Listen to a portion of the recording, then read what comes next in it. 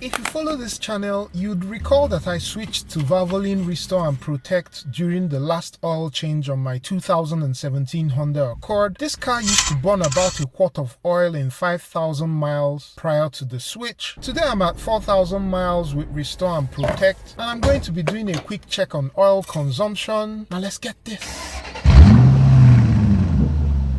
Just in case you haven't seen my series on Valvoline Restore and Protect, I'll leave the playlist at the end of the video. But the most important thing it did for me was stopping the engine blow-by that I was having on this car. And by the way, these videos aren't sponsored. I'm just a guy with a camera excited by the results I've seen so far with this oil.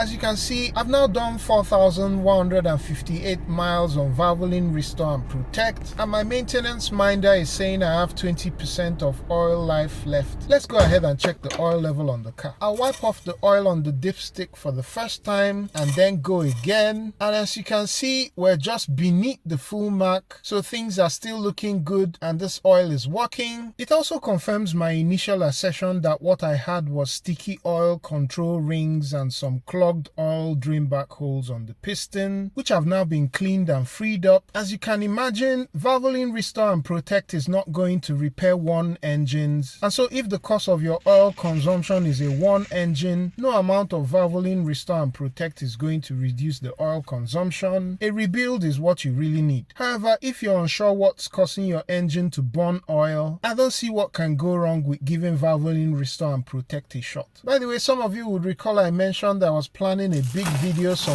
weeks back, and I'm happy to let the cat out of the bag at this point. I've acquired all the things I need to walnut blast my gunked up intake valve, so that should be very interesting. If that's something you're interested in, be sure to hit me up in the comments, and also subscribe so you don't miss out when the video goes live, and I'll catch you on the next one. Peace.